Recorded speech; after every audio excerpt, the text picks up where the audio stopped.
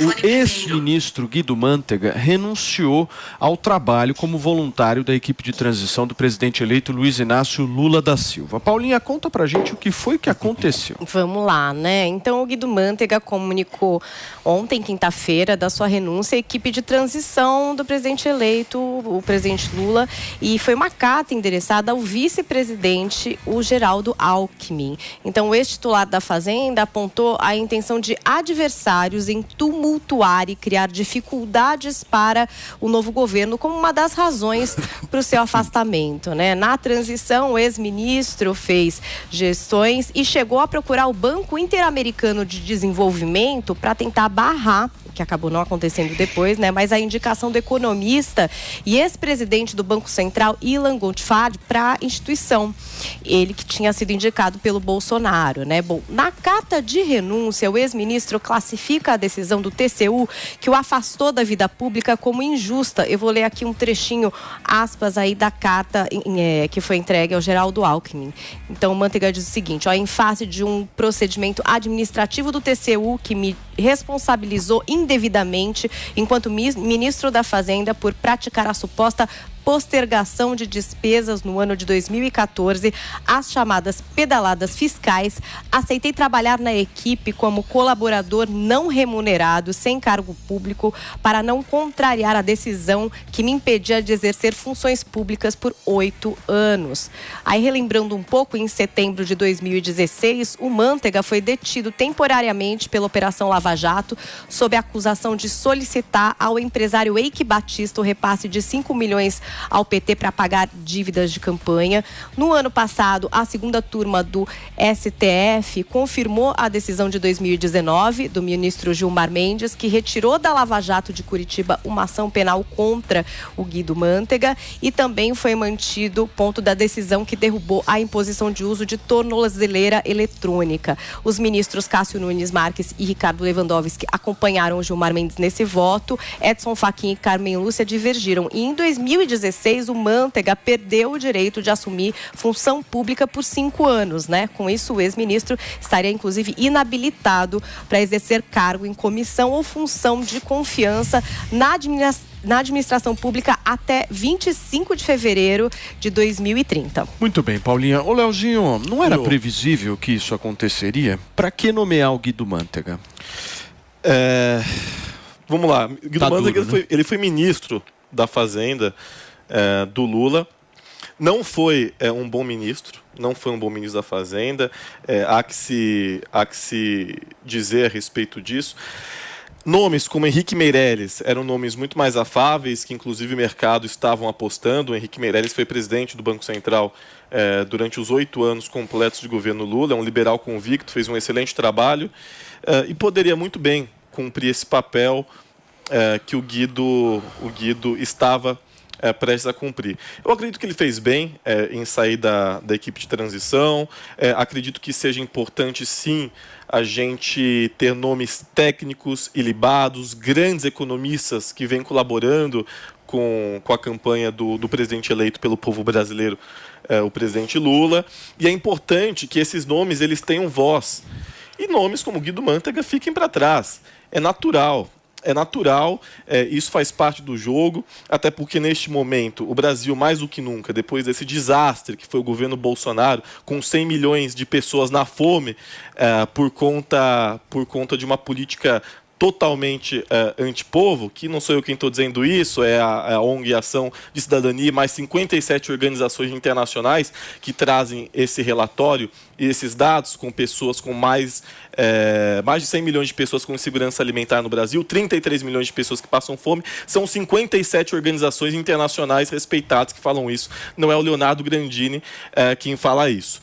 Então é importante neste momento que haja uma política fiscal correta, justa, mas concomitantemente que haja um olhar para o povo, que haja um olhar para o pobre, que foi quem insumariamente elegeu Lula. As grandes periferias, as grandes cidades, o Nordeste brasileiro, são essas pessoas que depositaram seu voto de confiança no Lula, porque lembram da época em que o Brasil era a 6ª economia mundial, lembram da época do boom dos eletrodomésticos brancos. O senhor lembra da época em que seu filho, preto, periférico, entrou numa universidade pública e privada graças à política política do ProUni. Então, é essa memória afetiva que o Lula trouxe, é essa memória afetiva que o Lula recorre, e é preciso, simultaneamente a isso, ter uma política fiscal justa. E, para isso, nomes como Guido Mantega não podem caber neste momento. Muito bem. Zoe Martínez, o que você achou dessa fala do Leonardo?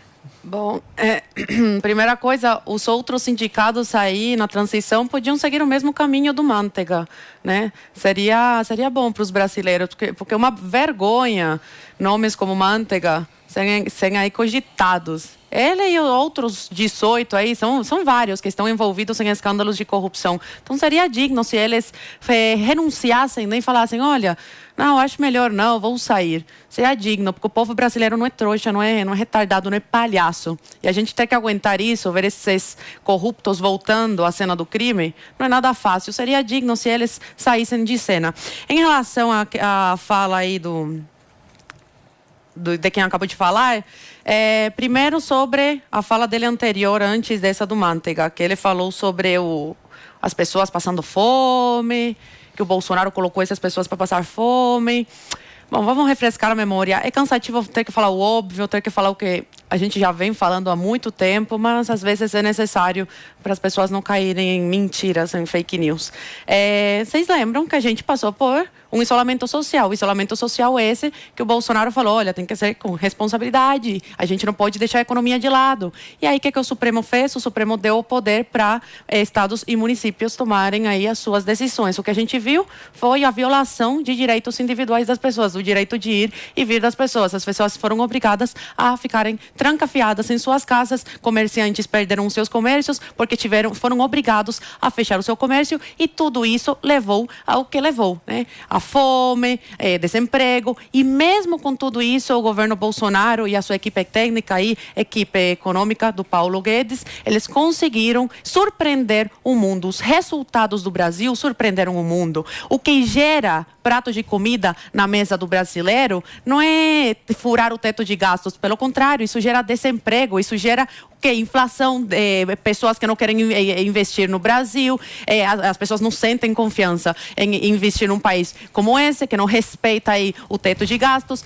Isso gera desemprego, isso gera fome. O que o Bolsonaro estava fazendo dentro da responsabilidade fiscal era gerando empregos, tanto é que aí, chegaram a níveis recordes, desde 2013 não conseguiam um número como esse do desemprego tão em baixa. Gasolina mais barata, isso sim é bom para o país, não é esmola, não é o círculo vicioso dando esmola para o pobre, para ele se sentir grato e continuar votando em você.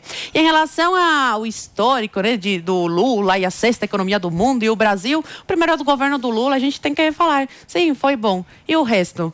Depois do segundo mandato, desandou tudo. Só que estava tudo embaixo do tapete. Um tapete igual esse aqui, assim, tudo embaixo do tapete, toda a sujeira embaixo do tapete. Depois que saiu, foi que, estourou, a bomba estourou no colo do brasileiro. Para quem tem memória boa, vai se lembrar. E em relação ao negro periférico que ingressou em faculdade, vamos relembrar também do endividamento dos estudantes. Quantas e quantas pessoas entraram na universidade graças aí ao pai Lula, pai dos pobres, e que quando saíram não conseguiram emprego, ficaram endividados sem conseguir pagar anos e anos aí da sua dívida. E quem perdoou a dívida desses estudantes? O governo Bolsonaro. Então vamos começar a colocar os pingos nos is e trabalhar com a verdade e não com meias verdades. Muito bem, meu querido Mastro, a palavra é sua.